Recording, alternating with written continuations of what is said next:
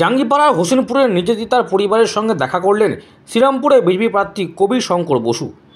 দেখা করার পর তার দাবি বিজেপিকে বদনাম করার চেষ্টা হচ্ছে। বহুদিন আগেই শিবশঙ্কর দাসকে বহিষ্কার করা হয়েছে।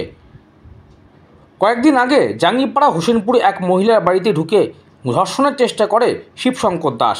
ঘটনায় তাকে গ্রেপ্তার করেছে জাঙ্গিপাড়া থানার পুলিশ। ব্যুরো রিপোর্ট, বঙ্গ সংবাদ।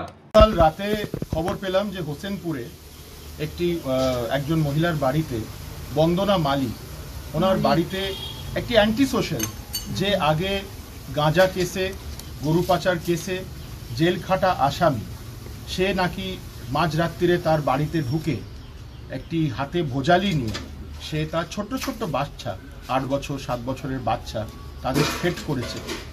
আমি খবরটা পেয়ে আজকে সকালে সেই বন্দনাদির বাড়ি পৌঁছেছি।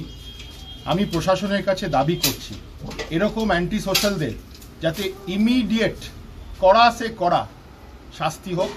এবং তারা বাইরে আছে কিভাবে? আপনাদের তো ইলেকশন চলছে, এই রকম অ্যান্টি সোশ্যাল যদি বাইরে থাকে প্রশাসনের কিন্তু দায়বদ্ধতা। আমি আবার বলছি, সাধারণ নাগরিকের সুরক্ষা প্রশাসনের দায়িত্ব, ল অ্যান্ড অর্ডার প্রশাসনের দায়িত্ব। এই ছেলেটি কিছুদিন আগে আমাদের সব দেয়াল মুছে দিয়েছে। এই ছেলেটি এখন ওপেনলি অন্য দলের জন্য, বিরোধী দলের জন্য কাজ করছে এবং গতকাল গিয়ে এই মহিলাদের ও ধমকেছে। আমার যারা এখানে কার্যকর্তা আছে, আমরা তীব্র নিন্দা করি এবং আমরা সবাই মিলে থানায় যাব, ওখানে দাবি করব যাতে এরকম অ্যান্টি সোশ্যাল এলিমেন্টস যারা সমাজের ভেতরে আছে তারা যাতে জেলে বন্ধ হয়ে যায়। এবং এই মহিলাদের সুরক্ষার দাবি করছি প্রশাসনের কাছে।